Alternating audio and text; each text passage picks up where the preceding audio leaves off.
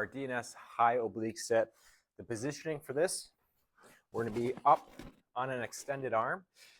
We want to share the weight throughout this hand evenly, right? So we don't want to be on one side versus the other, but I want us to push that ground away and get our shoulder down and away from our ear. Our other pressure center is going to be this bottom side knee. So we're going to be pushing down through this knee and through this hand to complete the motion.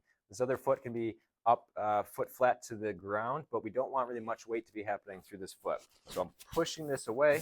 I got a stacked shoulder. What I'm going to do is push down through here as well, and we're coming up into a high sit.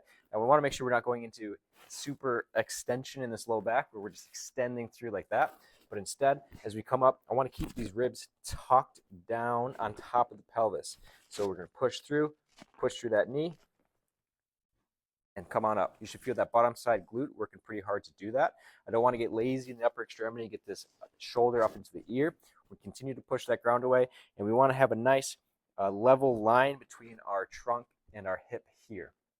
Then what we do, we control that motion on the way back down, and then we can come right back up into our high oblique sit, pushing that knee down into the ground and working the hip muscles through there as we do that. Again, keeping these ribs tucked, not coming up into extension. That is our high oblique sit. Give it a shot.